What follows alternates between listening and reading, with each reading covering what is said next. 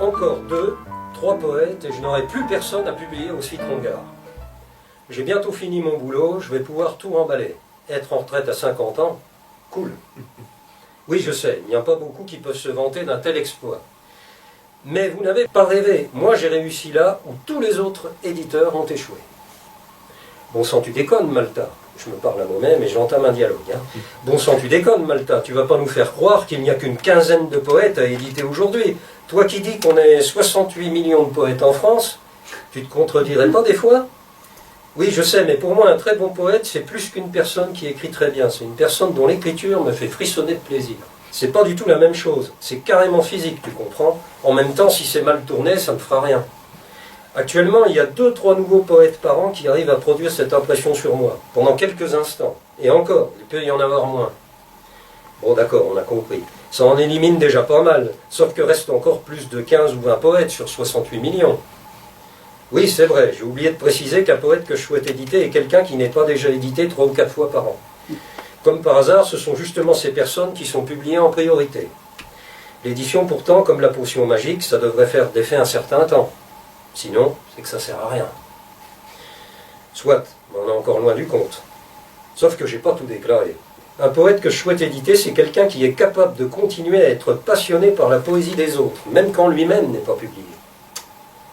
C'est quelqu'un qui peut me citer d'autres poètes qu'il lit, qui kiffent leur style, même s'il n'est pas pareil que le sien. Ah, parce qu'en plus de très bien écrire, de procurer des frissons de plaisir à Malta, de pas beaucoup publier, il faut encore s'intéresser à ce que font les autres.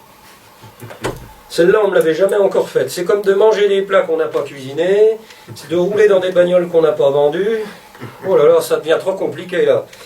J'arrête tout de suite la poésie. Je savais pas qu'il fallait l'aimer pour en écrire. Je préfère la gonflette du coup. Ça va me rapporter davantage. Pas de temps à perdre avec des bêtises. Oui, finalement, tu as raison. Il n'y a même pas 15 ou 20 personnes qui rentrent dans les critères.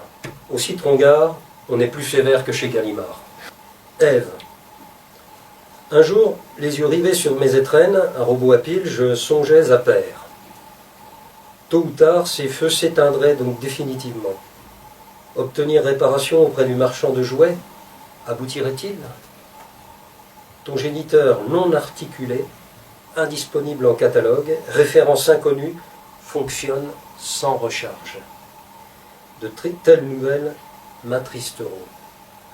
Dehors, en file indienne, mère, frère, oncle et quelques incrédules patienteront. Ainsi Père disparaîtra sans pièce de rechange, ni mode d'emploi, en homme libre, à usage unique. À 19 ans, Ray se baigna nu dans une rivière de Savoie. 3 camarades et une fille le regardaient de la berge. Était-ce pour impressionner la demoiselle, déjà en couple avec l'un des garçons? Se donner en spectacle? Sec, il coinça une feuille de chêne dans les poils de son pubis. Voulait-il surprendre, faire rire, pitié? Où était passée Ève? Était-il devenu ce tentateur perfide, distillant la sève de l'ignorance? La sentence n'allait pas tarder. Bientôt, il serait chassé de sa propre vie. Je pourrais te haïr, maman. Ce serait si facile de te haïr quand tu es assise là, tellement parfaite sur ton sofa crème, avec tes étagères, sans aucune trace de poussière, un cake aux pommes encore tiède, un pot de café, des tasses en porcelaine diaphane, et tes sourires lisses comme dans les magazines, tes jolis vêtements, tes ongles peints, les gros yeux que tu fais en entendant des gros mots dans la bouche de tes enfants, ta bonne humeur inaltérable, dont je devine la source quelque part au creux de ta poitrine magnifique. Mais il y a cette ombre, planquée sous tes paupières, planquée sous le maquillage, planquée sous la surface brillante de ta petite vie, tellement parfaite. Oui, je pourrais te haïr, ce serait si facile sans cette ombre minuscule. Il regarde passer la fille, avec ses longs cheveux et son incroyable manteau vert. Comme une pomme lustrée courant sur le ruban gris du trottoir, il se dit qu'elle a la beauté étrange d'une libellule paumée dans le précoce hiver, éprouve l'envie soudaine de la prendre dans ses bras, flairer son parfum fruité, découvrir qu'elle s'appelle Clémentine et que sa bouche a un goût de cerise. Il s'imagine qu'il l'aimera saison après saison, éternellement. Et puis elle disparaît au coin de la rue. Le quotidien revient tranchant, écorche la peau fripée des rêves, les noix dans le café noir sans sucre, amer et refroidi.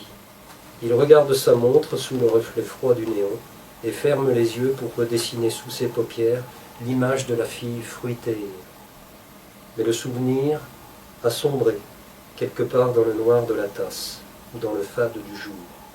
Ne reste plus que des longs cheveux et un incroyable manteau vert en persistance rétinienne.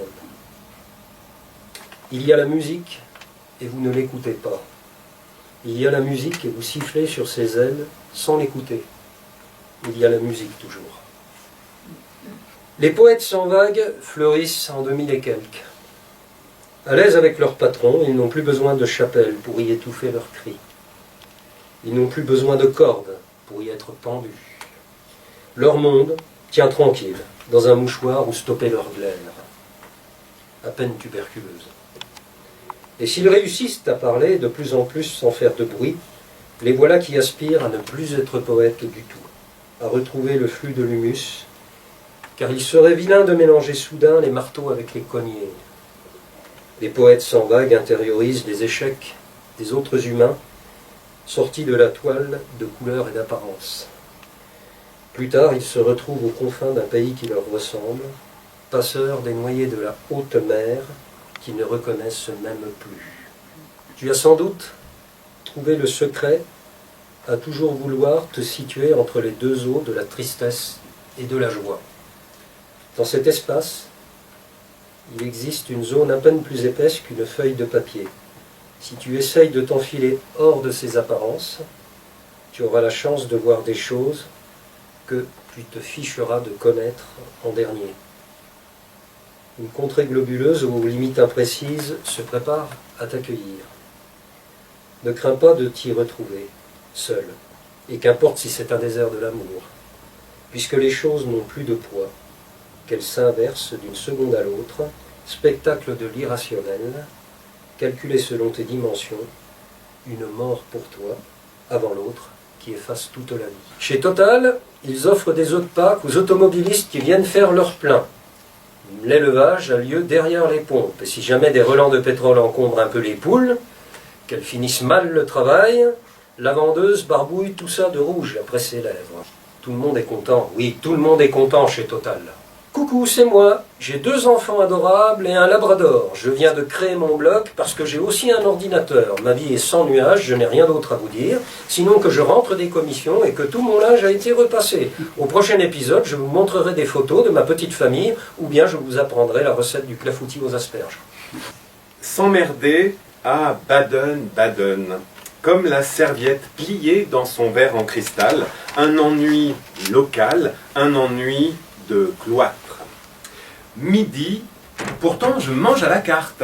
Et soir, j'épie dans les pissotières, nourris les ânes au parc, reste assis sur l'unique banc tagué, je déborde d'activité. Midi, pourtant à Baden, je me barbe, et soir, et midi, me barde pour une rixe qui n'arrive pas le soir. Il faut me voir, jumelles en bandoulière, attendre, binoculaire, un bout de chair qui dépasse, un P de travers. Midi, rien sur quoi zoomer. Midi, rien à faire glisser de paume à paume. Les soirs, pareil. Les matins de Baden, sans réveil, pris dans une chambre d'hôtel blanche, rideaux blancs, murs blancs, coiffeuse crème, un blanc bannissant tout échappatoire, les matins pris dans le miroir, Baden aux veines trop bleues, fil tranchant sur visage sulfureux que rien n'électrise. Après-midi, je déambule dans tous les halls, me dors dans l'église russe, j'accumule le temps qui m'accule. La nuit, j'attends. Je m'emmerde à Baden-Baden, comme l'eau dans la toile d'araignée, un ennui collant, un ennui thermal, j'attends, aimant, qu'on me magnétise. À chaque heure, elle-même mal assise, jamais contemporaine, toujours évasive. C'est précisément ainsi que tu viens t'asseoir sur la rive. Non, l'image n'est pas nette, les mouettes sur ta tête ne sont en vérité qu'une faute d'amateur, un blooming fâcheux, un manque surtout. Or, tu existes dans la tempête des détails, dans ce lieu mal cadré, le flou du jour et des pensées que tu as à ne pas fixer d'objectif. Par les rues jetées dans la ville, sous l'œil flou des lumières hautes, sur la place et le square enfoui, à la surface des feuilles des arbres bas, elle semblerait arriver, rencontrer celui que je vois passer ici et qui a mon nom. Elle serait aussi habituelle que cette nuit trop connue, peut-être latente, cette obsession à croire. Vous me parlez d'amour comme ça dès le réveil, et c'est peut-être un malentendu. C'est peut-être le mur ou la mort, ou la mur que vous vouliez dire. Vous me parlez avec un drôle d'accent, je ne sais plus réfléchir. La langue parlée par les arbres dans le vent, la veille n'en veut pas non plus. C'est une pensée absorbée par un rêve. C'est un ermitage de la parole. Parfois, l'air flotte comme un bateau, les bâtiments parlent l'autre langue, la chaussée avance, intraduite. Soudain, je suis en terre vaste. Je ne me suis pas trompé. Je veux bien un peu de conversation. Parlez-moi d'amour. Parlez-moi du temps qu'il fait. C'est la seule chose qui reste toujours importante, toujours changeante. Alors que les trahisons, les désaveux, nos lâchetés, ça c'est toujours et partout pareil. Parlez-moi de ce que vous aimez manger. C'est un bon sujet. Tout le monde se joindra à nous. Et mentionnez le voyage juste en passant. Et si une conversation s'installe ainsi, et qu'elle ne dérange pas celle des arbres dans le vent,